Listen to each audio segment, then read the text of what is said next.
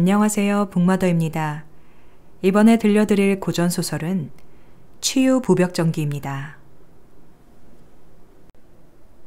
옛날 조선 땅에는 고조선이라는 나라가 있었다. 고조선은 평양을 수도로 한 우리나라 첫 번째 왕조국가였다.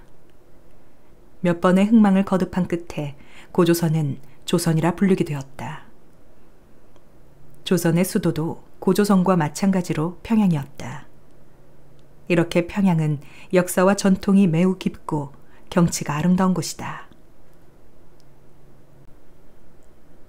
평양의 명승지로는 금수산 봉황대 능라도가 있고 동명왕이 말을 타고 들어갔다고 하는 기린굴과 동명왕이 하늘나라의 회의에 참석하러 갈 때 출발했다는 조천석이란 돌 등이 있었다. 그런데 그 중에서도 영명사라는 절에 있는 부벽정이라는 정자가 특히 유명했다. 정말로 아름다운 절이야. 여기서 내려다보니 대동강물이 더욱 푸르고 맑아 보이네.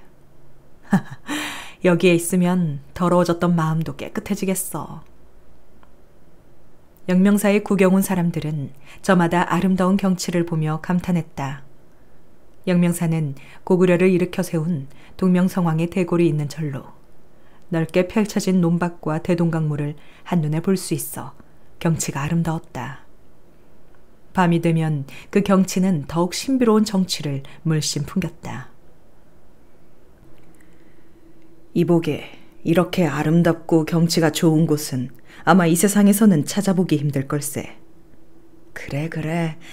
달이라도 둥실 떠오를 때면 인간 세상이 아니라 신선들이 사는 세상 같지. 노랫가락이라도 한번 불러볼까? 좋아. 사람들은 노래를 부르고 마음껏 구경을 하며 아름다운 경치를 즐겼다. 참, 저기 남쪽으로 가면 사닥다리가 하나 있다고 하던데. 맞아. 돌에 글자를 새기고 기둥을 멋지게 깎아 세워놓았다더군. 우리도 어서 구경 한번 가보세. 부벽정 남쪽에는 돌로 깎아 만든 사닥다리가 있었다. 사닥다리의 왼쪽은 청운제라 하고 오른쪽은 백운제라 했다. 정충년 초 개성의 한 부잣집에 홍생이라는 자가 있었다. 홍생은 둥근 달처럼 훤하게 잘생긴 젊은이였다. 오늘은 무슨 글을 지었는고? 홍생의 아버지는 홍생이 지은 시를 읊어보게 했다. 허허, 역시 내 아들이로구나. 네 글 짓는 솜씨는 어느 누구도 따라오지 못할 것이야. 아버지는 홍생의 시를 듣고 대견하여 껄껄 웃었다. 홍생의 글 짓는 솜씨는 사람들의 입에서 입으로 전해져 글을 모르는 사람이 거의 없었다. 한가위가 되자 홍생은 삼배와 비단을 배에 실으며 친구들에게 말했다. 여보게 친구들, 삼배와 비단을 시장에 내다 팔아야 하는데 같이 가세. 돌아오는 길에 경치 구경도 같이 하면 더 흥이 날 걸세. 그러세. 오늘은 한가위라 달도 휘영청 밝을 테니 대동강물을 바라보며 달 구경이나 하세. 친구들도 모두들 찬성했다. 그들은 배를 타고 대동강을 건너 육이라는 곳에 배를 대어놓고 평양시장으로 발걸음을 옮겼다. 홍생이 걸어가는 것을 보고 기생들이 서로 달려와 홍생에게 눈짓을 보냈다. 잘생긴 도련님, 저희 집으로 가시지요. 저희 집에는 향기로운 음식과 술 없는 게 없답니다. 자, 어서. 빨간 치마에 파란 저고리를 입은 기생이 홍생의 손을 잡아 끌었다. 비키시오. 홍생은 얼굴이 붉어졌다. 도련님, 너무 그러지 마시고 잠시 쉬어가시지요. 제가 가야금을 아주 잘 탄답니다. 한국조 올리겠습니다. 멀리서 오신 것 같은데 평양까지 와서 명허리를 안 만나고 가시면 서운하죠. 자, 어서 이쪽으로 드시지요. 안 돼요. 난 지금 다른 곳에 약속이 있어. 여보게 친구들, 이따가 보도록 하세.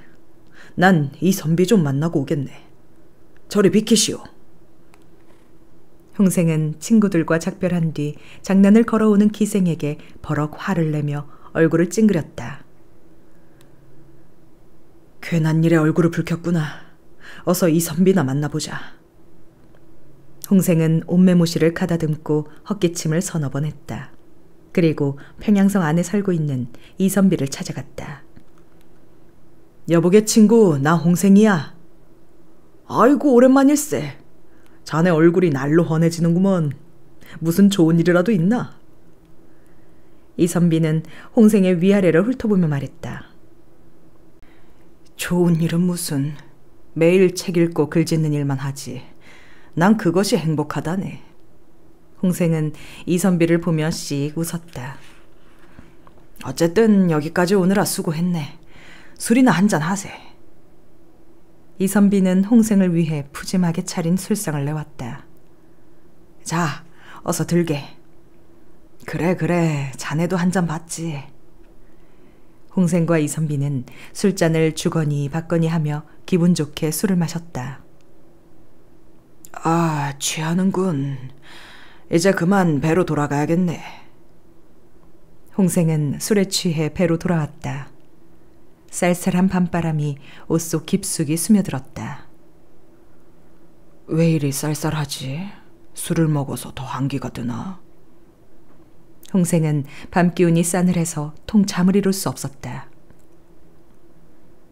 갑자기 당나라 시인 장계의 시가 떠오르는구나. 풍교야박이란 시를 생각하면 마음이 들뜬단 말이야. 홍생은 풍교야박이라는 시를 생각하니 가만히 누워있을 수가 없었다. 안 되겠어. 도저히 마음이 가라앉지가 않아. 홍생은 들뜬 마음으로 조그만 배 위에 올랐다. 달빛이 기가 막히구나. 금가루를 뿌려놓은 듯 하는구나. 홍생은 달빛을 가득 싣고 대동강 물을 따라 위쪽으로 노를 저어갔다. 배는 어느새 부벽정까지 왔다. 여기가 그 유명한 부벽정이란 정자로구나. 역시 소문대로야. 홍생은 배를 갈대밭에 메어두었다. 달빛을 받은 강물은 금빛 찬란했다. 홍생은 달빛이 어린 강물을 넋을 잃고 바라보다 사닥다리를 밟고 조심스럽게 정자에 올랐다. 차가운 강바람을 흠뻑 들이마시니 정신이 맑고 깨끗해지는 것 같았다. 아, 모든 근심과 걱정이 한순간에 없어지는구나. 홍생은 날개가 달린 새처럼 몸과 마음이 가벼워지는 것 같았다. 모래사장에서 달빛을 받은 기러기들이 울고 있었다. 어디선가 두루미 소리도 들려왔다. 마치 옥황상제가 살고 있다는 하늘나라에 온 것 같구나. 홍생은 인간 세상에서 벗어난 기분이었다. 달을 바라보며 낭낭한 목소리로 시를 읊고 아름다운 경치를 즐겼다. 아무리 시를 읊으며 감탄해도 모자라는구나. 홍생은 조용히 부벽정을 등지고 내려와 고조선의 도읍지이기도 했던 평양성을 돌아다 보았다. 기분 탓인지 평양성은 외로워 보였다. 홍생은 갑자기 마음이 우울해졌다. 대동강 물소리가 갑자기 흐느끼는 울음소리로 들리는구나. 무척이나 화려하고 풍악소리가 그치지 않던 곳인데 이젠 아무것도 남은 게 없구나. 저 달빛에 까마귀만 굿을 피우니 시나 한 수 지어 마음을 달래볼까. 홍생은 탄식하며 시를 지어 읊었다. 부벽정에 올라와 시를 읊으니 강물 소리는 흐느끼어 애끓는 듯 들리는구나. 고국은 어디로 갔느냐. 영웅호걸은 온데간데 없고 거친 성터만 아직까지 남아있구나. 모래밭에 달빛이 환한데 돌아가는 기러기는 슬피 울고 풀 속에는 반딧불이만 날고 있네. 세상은 변하고 갈리어서 쓸쓸한 풍경. 영명사 깊은 곳에는 은은한 종소리만 울리는구나. 홍생의 슬프고도 애절한 노랫소리는 깊은 바닷속 용도 깨울 만큼 아름다웠다. 혼자서 달 밝은 밤에 강물을 바라보며 시를 짓고 즐기는 것도 그런대로 멋이 있구나. 내 노랫소리를 듣고 대답해주는 사람이 있었으면 더 좋았겠지만 아쉬워도 어쩔 수 없지. 홍생은 아쉬운 생각이 들었다. 아이고, 내 정신 좀 보게. 내가 이러고 있을 때가 아니지. 홍생은 깜깜한 어둠 속을 놀란 짐승처럼 두리번거렸다. 어느새 새벽 3시가 넘고 있었다. 이거 시간 가는 줄 몰랐네. 그때 문득 어디선가 이상한 소리가 들렸다. 저게 무슨 소리이지? 발소리 같긴 한데. 홍생은 두 귀를 쫑긋 세웠다. 혹시 이 절의 스님이 아닐까? 홍생은 점점 가까이 들려오는 발소리를 들으며 혼자 생각에 잠겼다. 그 소리는 부벽정 서쪽으로부터 들려왔다. 발소리를 들어보아서는 짐승의 것은 아닌 것 같은데 대체 누가 이 밤중에 이곳까지 오는 걸까? 나처럼 아름다운 경치에 취해서 달밤을 즐기려는 사람일 거야. 사람의 발소리라고 생각하니 홍생의 마음은 편안해졌다. 점점 발소리는 가까이 다가왔다. 사박, 사박, 사박. 이윽고 발소리가 뚝 멈췄다. 홍생은 고개를 들어 가만히 위를 쳐다보았다. 아니... 홍생은 눈을 동그랗게 뜨고 검은 그림자의 주인공을 자세히 살펴보았다. 스님이 아니었구나. 이렇게 아름다운 여인이 있다니 도저히 믿어지지가 않는구나. 내가 지금 꿈을 꾸고 있는 건 아닐까? 달빛을 받은 여인의 고운 얼굴을 보고 홍생은 넋을 잃었다. 저 여인은 누구이냐? 이 밤중에 여기는 웬일이고? 홍생은 여인의 정체가 궁금하여 견딜 수 없었다. 아름다운 여인은 홍생의 얼굴을 바라보며 가벼운 미소만을 내올 뿐 아무 말이 없었다. 여인의 양옆에는 옥피리와 비단부채를 든 시녀 둘이 있었다. 양반집 교수인가 보구나. 홍생은 아름다운 여인을 정신없이 바라보다가 뜰 아래로 내려갔다. 그들의 행동을 지켜보고 싶었기 때문이다. 아름다운 여인은 금빛달을 바라보면서 가만히 시를 읊기 시작했다. 그 행동과 몸가짐이 단정하며 우아했다. 얼굴만 아름다운 줄 알았는데 시를 짓는 솜씨도 훌륭하구나. 정말 대단한 여인이야. 여인의 시를 가만히 듣고 있던 홍생의 가슴은 콩닥콩닥 뛰기 시작했다. 그때 여인이 사방을 휘 둘러보았다. 아가씨, 다리 아프시지요? 여기 비단방석에 앉으세요. 어서요. 시녀는 여인에게 비단방석을 깔아주었다. 방금 전까지 여기서 시를 읊던 분은 어디로 가셨을까? 내 그분의 시를 듣고 가슴이 두근거렸는데 나를 무슨 귀신이나 요물로 보고 달아나진 않으셨는지 몰라. 여인은 홍생이 있던 자리를 둘러보다가 목소리를 조금 높였다. 그렇게 숨어 계시지 말고 어서 이리 나오세요. 은하수 맑은 물에 개수나무 옥토끼가 나올 듯한 아름다운 달밤에 술 한 잔씩 마시며 좋은 이야기를 나누는 게 어떨지. 여인은 달콤하게 말했다. 아니, 저 여인이 내가 숨어 있는 걸 어떻게 알았지? 좀 전에 내가 정신없이 바라본 것을 본 모양이구나. 어쨌든 기분은 좋은데. 은쟁반에 옥구슬이 구르는 듯 아름답고 고운 여인의 목소리에 홍생의 가슴은 더욱 방망이질했다. 도련님, 그만 나오시죠. 여인의 재촉하는 소리에 홍생은 하고 헛기침을 하며 자기가 있는 곳을 알려주었다. 얘야, 도련님이 저쪽에 계시는구나. 이리로 모시거라. 홍생의 마음은 차츰 안정이 되면서 두려웠던 마음이 봄눈 녹듯 사르르 사그라졌다. 도련님, 저희 아씨께서 도련님을 모셔오라 하셨습니다. 자, 이쪽으로 오시지요. 시녀는 허리를 굽실거리며 정중한 태도로 말했다. 홍생은 시녀를 따라 여인 앞으로 갔다. 그리고 공손히 인사를 하고 꿇어앉았다.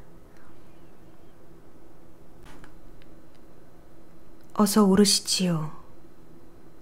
명령하듯 차갑게 이야기하는 여인의 말투에 홍생은 기분이 좀 언짢았다. 그러나 달빛에 비친 홍생과 여인의 모습은 한 폭의 아름다운 그림 같았다.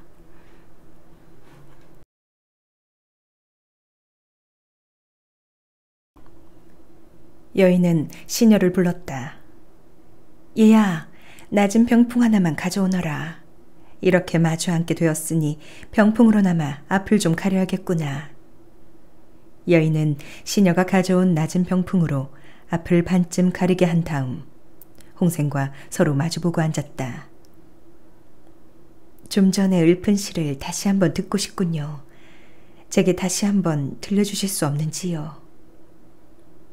아, 그 시요? 부끄럽습니다. 그 시는 한때 부귀영화를 누렸으나 지금은 망해버린 고조선을 생각하며 지은 것입니다. 대동강 물결과 금빛달을 보니 생각나는 일이 있어서요.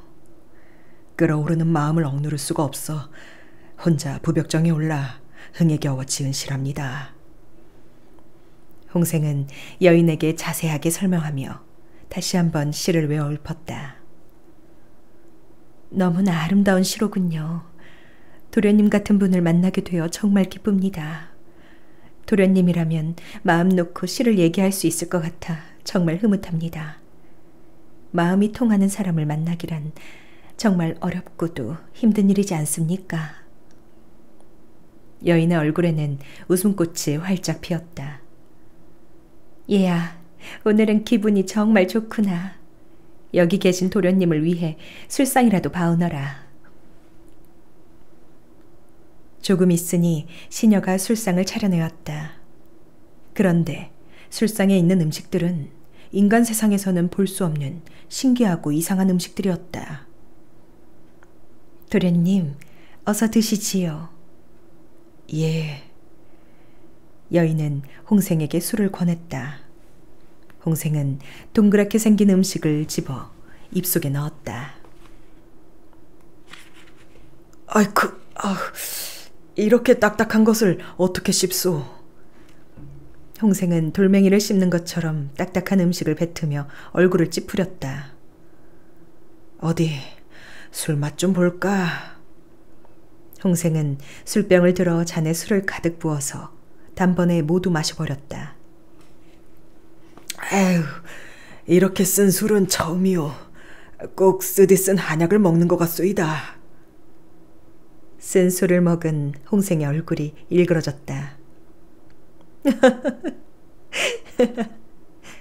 여인은 홍생의 얼굴을 바라보며 빙그레 웃었다.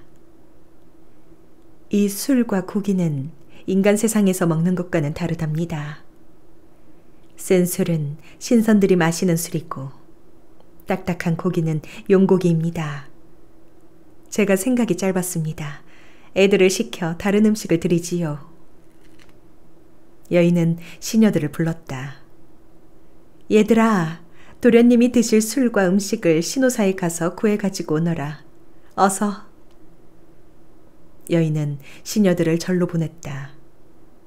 절로 보낸 지 얼마 되지 않아 시녀들은 밥과 산나물, 음식을 잔뜩 가져와 홍생 앞에 차렸다. 정말 빠르기도 하구나. 날개가 있나? 인간 세상에 사는 사람들이 아닌 건 분명한데. 홍생은 시녀들과 여인의 얼굴을 번갈아 바라보며 마음속으로 생각했다. 얘들아, 주암에 가서 다른 반찬도 구해오너라. 어서. 여인이 다시 명령하자 이번에도 시녀들은 눈 깜짝할 사이에 반찬을 가져왔다. 아니, 잉어 산적이 아닙니까? 이건 제가 가장 좋아하는 음식이지요. 홍생은 시녀들이 가져온 잉어 산적을 보고 군침부터 흘렸다. 그리고는 잉어 산적을 맛있게 먹었다. 천천히 드십시오. 저는 도련님이 드시는 동안 시를 짓겠습니다. 여인은 홍생이 음식을 맛있게 먹는 동안 홍생이 들려주었던 시에 대한 화답시를 적었다. 얘야, 이 시를 도련님에게 드리도록 해라. 여인은 시녀에게 종이 한 장을 주어 홍생에게 전하도록 했다. 홍생은 시녀가 준 종이를 급히 펴보았다.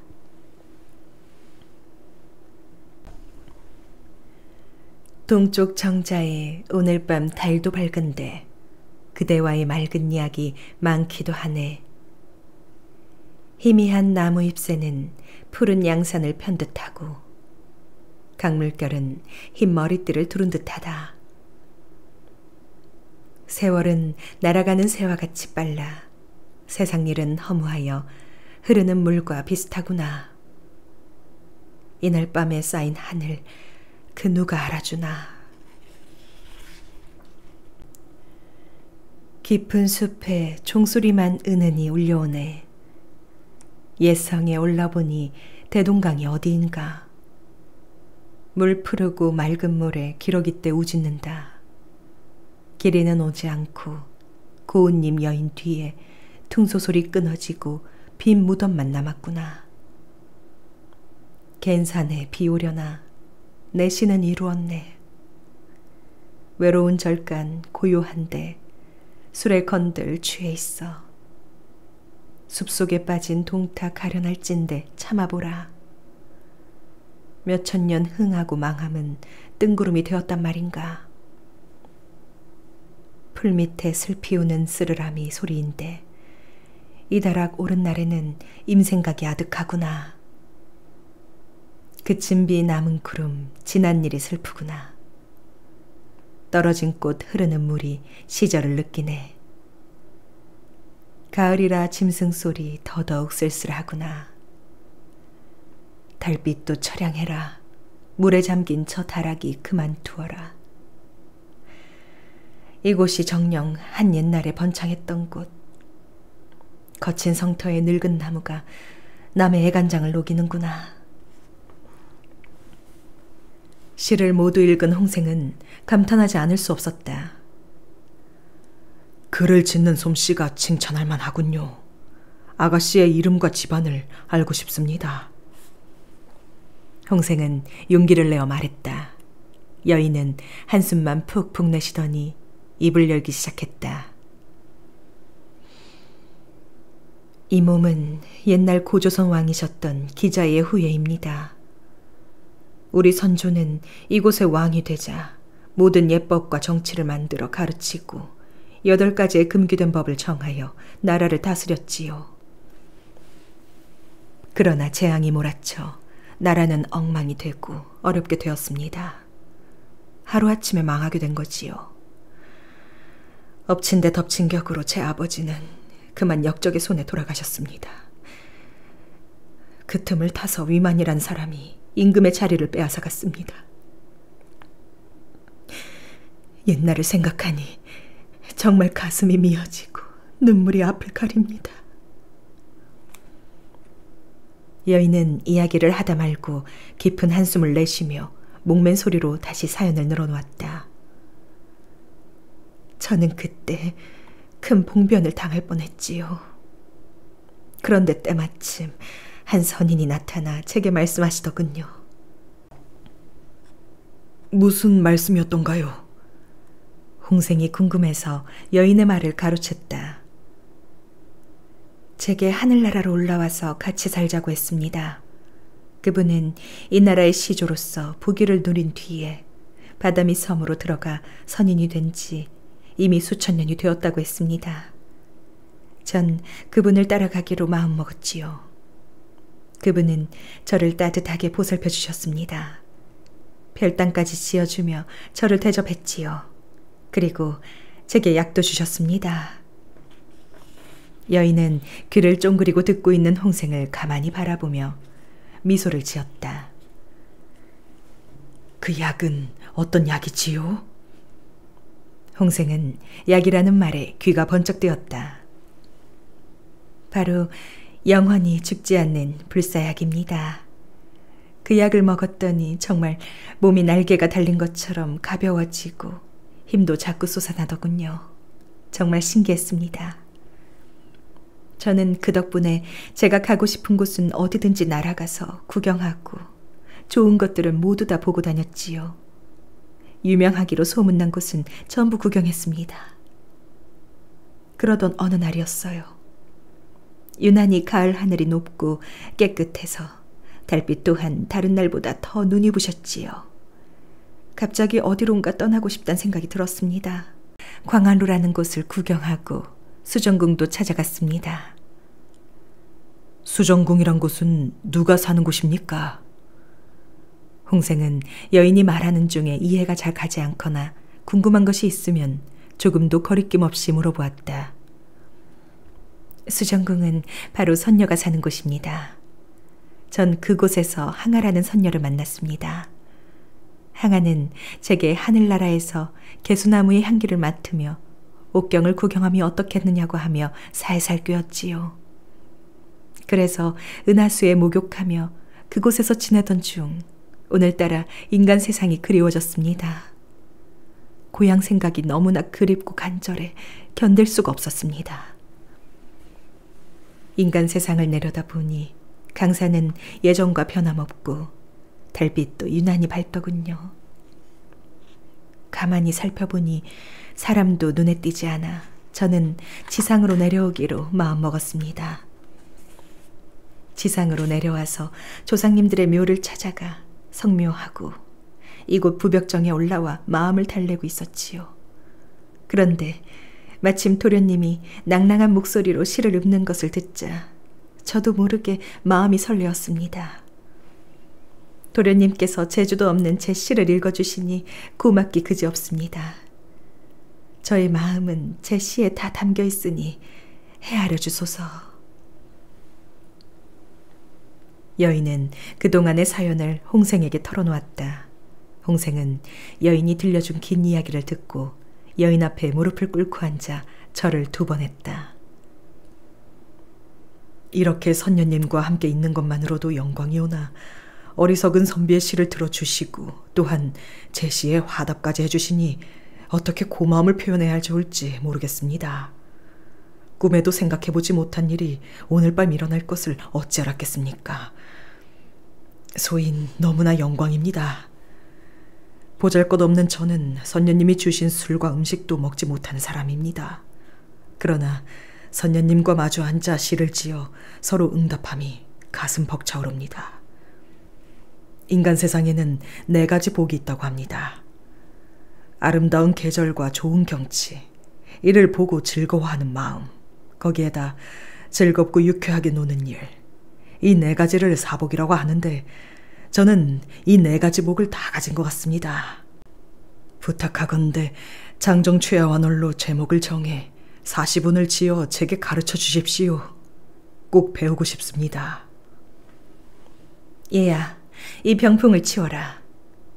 여인은 신호를 시켜 병풍을 거두게 했다. 그럼 한번 써보지요. 여인은 붓을 들었다. 여인의 손에 든 붓은 마치 구름과 연기가 한데 어우러지는 듯 술술 움직였다.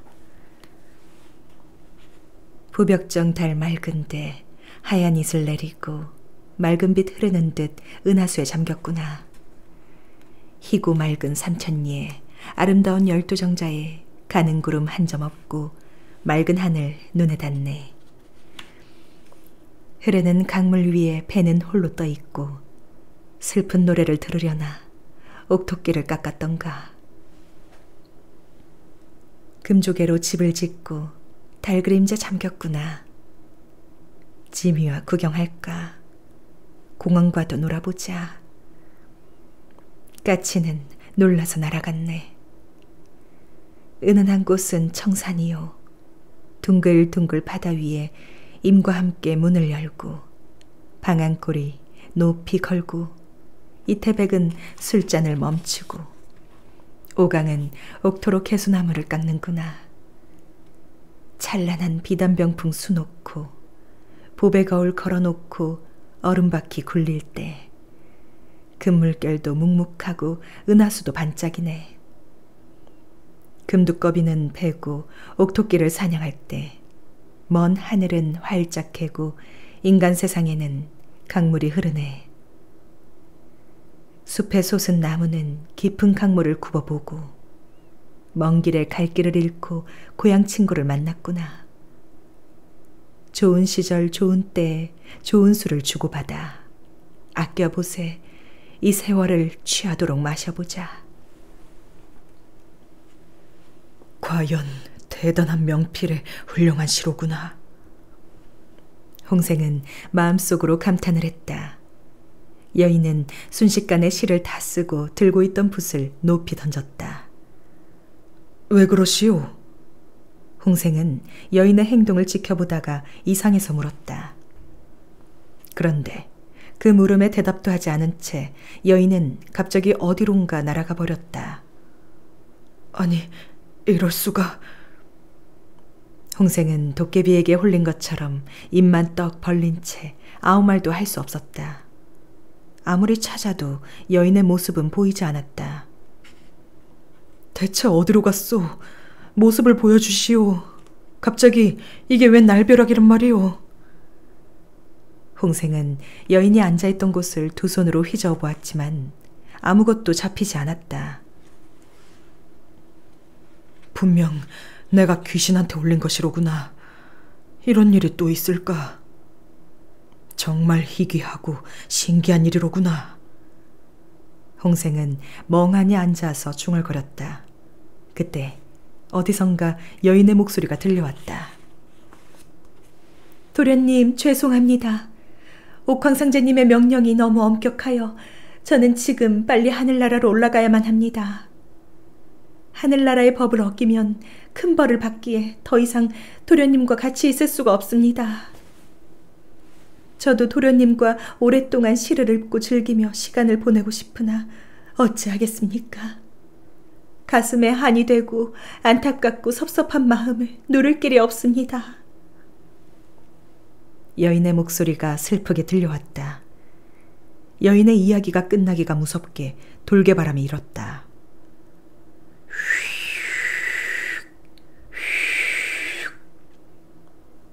홍생은 돌개바람 때문에 눈을 제대로 뜰 수 없었다. 잠시 후 돌개바람은 여인이 썼던 시들을 공중으로 날려보냈다. 안 돼! 안 돼! 홍생은 두 손을 내저으며 소리를 질렀지만 이미 종이는 새처럼 헐헐 하늘로 날아가 버렸다. 홍생은 어리 빠진 사람처럼 우두커니 서서 먼 하늘만 바라보았다. 이건 꿈일 거야. 꿈.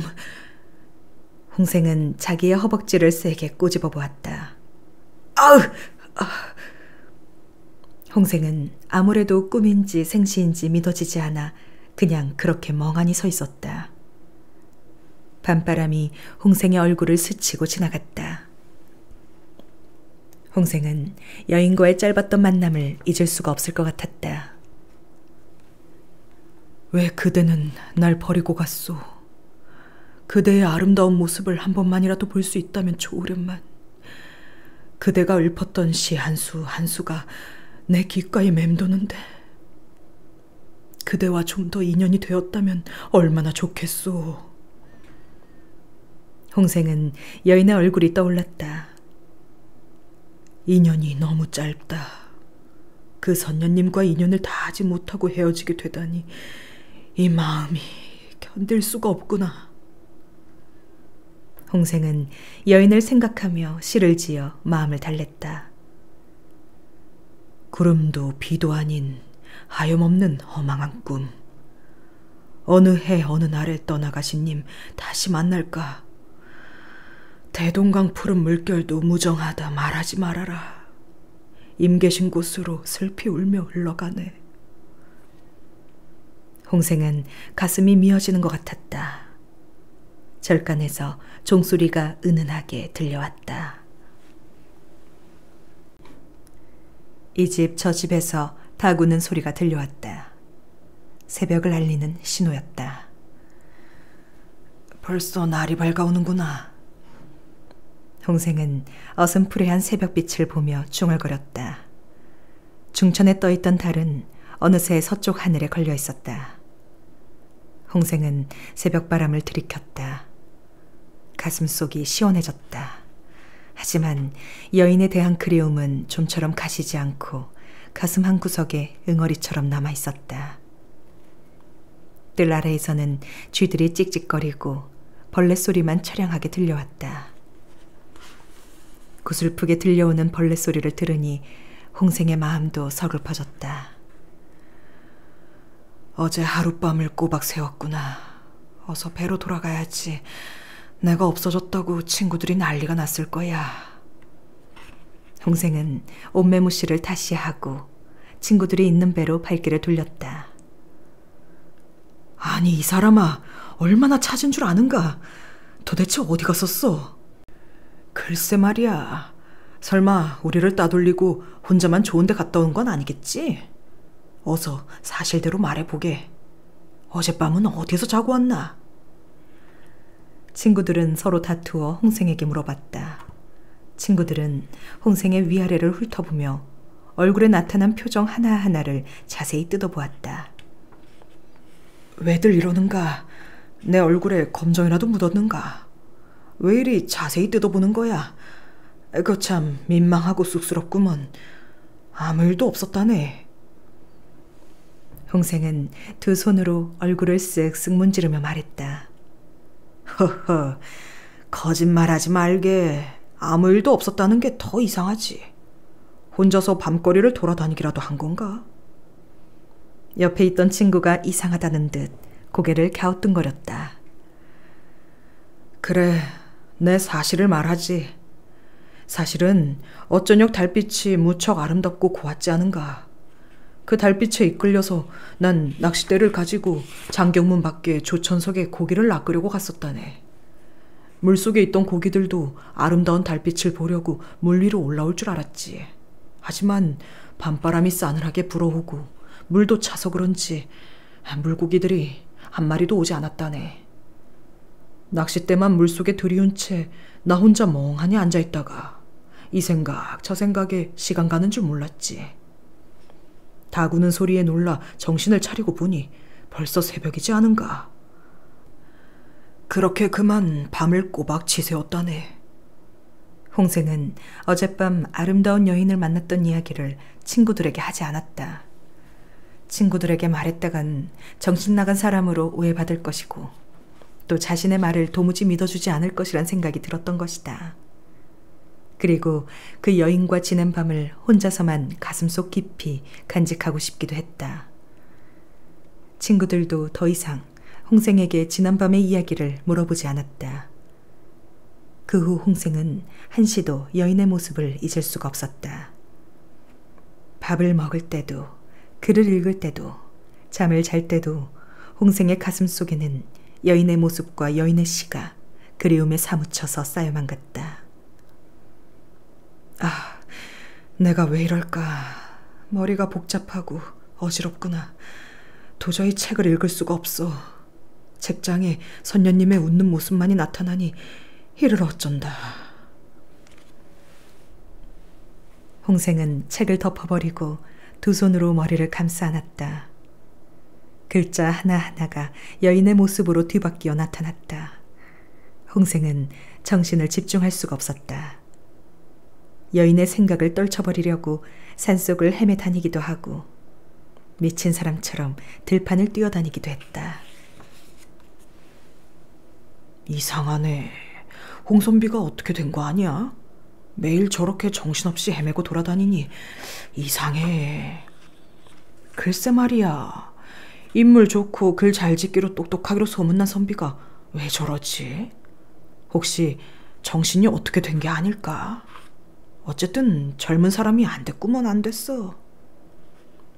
마을 사람들은 넉나간 사람처럼 돌아다니는 홍생을 바라보며 혀를 끌끌 찼다. 그러나 떨쳐버리려고 하면 할수록 여인의 모습은 더 강하게 홍생의 가슴속 깊이 파고들었다. 홍생은 밥도 제대로 먹지 못했다. 얘야, 어디가 아프면 아프다고 말을 하거라. 왜 그러느냐? 얼굴이 말이 아니구나. 무슨 걱정거리라도 있는 거 아니냐? 걱정을 해도 밥은 먹고 해야지. 이러다간 큰일 난다. 큰일 나. 어머니는 홍생의 손에 숟가락을 쥐어주며 근심 섞인 목소리로 말했다. 죄송합니다, 어머니. 입맛이 없습니다. 아무것도 먹고 싶지 않고 배도 고프지 않아요. 배가 고프면 그때 먹겠습니다. 홍생은 숟가락을 밥상 위에 내려놓으며 밥상을 윗목으로 밀었다.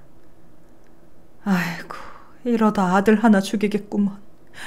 의원에게 진찰을 해도 특별한 병은 없다고 하니 이것은 틀림없이 마음의 병인 것 같은데. 어머니는 밥상을 들고 나오며 길게 한숨을 내쉬었다. 홍생은 점점 힘이 빠졌다. 일어나서 걸어다닐 힘도 없었다. 한 번만이라도 그 선녀님을 만나봤으면. 홍생은 아름다운 여인만을 생각했다. 자다가도 벌떡 일어나 여인을 불러보기도 하고 진땀을 흘리며 헛소리도 했다. 홍생은 여인을 생각하고 그리워하다 상사병에 걸리고 말았던 것이다. 그 후 홍생은 자리에 누워 꼼짝도 하지 못했다. 머리는 불덩이처럼 뜨거웠고 입속에서는 여인이 읊었던 시가 줄줄 흘러나오기도 했다. 선녀님, 나도 같이 하늘나라로 가고 싶습니다. 선녀님과 함께 평생을 즐겁게 살고 싶어요. 제발 날 버리지 마세요. 제발. 가끔은 이불을 두 손으로 힘껏 쥐며 이렇게 헛소리도 했다. 아이고, 우리 아들이 어쩌다 이렇게 됐노. 귀신에 홀렸는지 이상한 소리만 해대니 정말 귀신이 고칼 노릇이구나. 어머니와 집안 식구들은 홍생을 간호하며 안타까워했다. 정성 어린 간호에도 불구하고 홍생의 병은 날이 갈수록 더해갔다. 몸은 가시처럼 말라갔지만 홍생의 마음속은 아름다운 여인의 모습으로 꽉 차 있었다. 그러던 어느 날 밤이었다. 홍생의 꿈속에 한 여인이 나타났다. 그 여인은 하얀 소복을 입고 있었다. 어디서 보긴 봤는데 기억이 잘 안 나는구나. 홍생은 그 여인을 보고 또 보았다. 저를 모르시겠습니까? 언젠가 한번 뵌 적이 있지요. 소복을 입은 여인은 빙그레 미소를 지으며 말했다. 맞아요. 지난번. 홍생은 무릎을 탁 치며 어린아이처럼 좋아했다. 당신은 나를 위해 잉어산적을 가져온 선녀님의 시녀잖소. 그런데 무슨 일로 나를... 홍생은 반가운 한편 그 여인에게 무슨 일이 생긴 것은 아닌가 하는 두려운 마음도 들었다. 시녀는 조심스럽게 홍생에게 말을 건넸다. 저희 아씨께서는 홍선비님의 뛰어난 글재주를 옥황상제님께 아뢰었습니다. 옥황상제님께서는 홍선비님을 매우 칭찬하셨고 저희 아씨께서도 홍선비님을 잊지 못해 날마다 그리움의 세월을 보내고 계셨습니다. 결국 아씨께서 옥황상제님께 간절히 부탁을 드렸지요. 시녀는 또박또박 하늘나라에서 일어났던 일들을 이야기해 주었다. 홍생은 귓문을 활짝 열고 한마디도 놓치지 않으려고 시녀의 말에 귀를 기울였다. 그래서요, 어떻게 됐습니까? 홍생은 그 다음 일이 궁금해서 견딜 수가 없었다. 시녀는 숨을 가다듬더니 계속해서 말을 했다. 옥황상제님께서 아씨의 부탁을 들어주셨습니다. 그래서 홍선비님은 견우성의 부하로 벼슬을 받게 되었죠. 그러니 주저하지 마시고 어서 저를 따라 하늘나라로 가시지요. 저는 아씨의 분부대로 선비님을 모시러 왔습니다. 자, 어서요.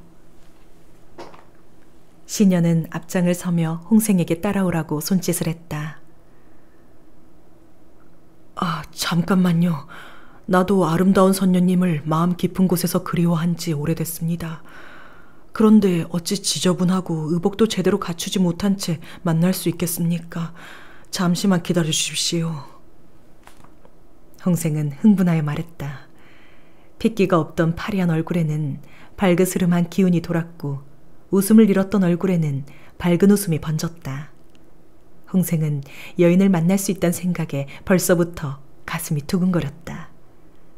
자, 어서 따라오시지요.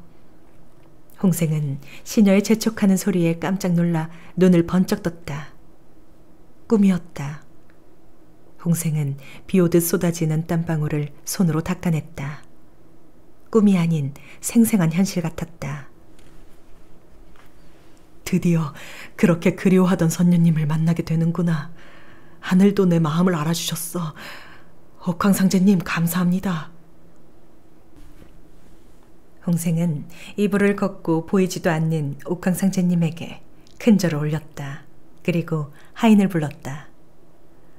마당새야, 이리 오너라. 지금부터 내 말을 잘 듣거라. 집안을 깨끗이 청소하고 뜰에 돗자리를 깔아놓아라. 목욕물도 데우고 몸부터 깨끗이 씻어야겠구나. 도련님, 이제는 괜찮으셔요? 혈색이 돈이 좋습니다. 제가 빨리 목욕물도 데우고 청소도 깨끗이 하겠습니다. 그런데 돗자리는 뭐 하시려고 뜰에 깔아놓으라 하십니까? 마당새는 홍생에게 두 눈을 끔뻑거리며 물었다. 그것은 네 알 바가 아니니 시키는 일이나 하도록 해라. 홍생은 방문을 탁 소리나게 닫아버렸다. 한참 뒤 목욕물이 데워지자 홍생은 몸을 깨끗이 닦았다. 몸을 닦는 손이 떨려왔다. 홍생은 제일 아끼고 좋아하는 색의 옷을 꺼내서 갈아입었다. 그리고 뜰로 나갔다. 말끔히 청소가 된 뜰에는 돗자리가 깔려 있었다. 홍생은 신발을 벗고 돗자리에 앉아 한참 동안 턱을 괴고 있었다. 그러다가 잠깐 누웠다. 그래, 빨리 가자. 아름다운 선녀님에게로 어서 가자. 홍생은 살며시 눈을 감았다. 그렇게 홍생은 꿈속에 그리던 아름다운 여인이 있는 하늘나라로 가고 말았다. 눈 감은 홍생의 얼굴은 밝은 미소로 가득 차 있었다. 홍생은 죽은 지 며칠이 지나도록 얼굴에 산 사람처럼 생기가 돌았다. 참 이상도 하지. 시체가 어쩌면 저렇게 산 사람이랑 똑같을까? 신선을 만났다고 하더니만 그 덕인가 봐. 그래. 홍선비는 선녀를 따라 신선이 된 것이라네. 그렇지 않고서야 죽은 사람이 저럴 수가 없지. 안 그래? 마을 사람들은 모두 홍생의 시체를 보고 한마디씩 했다.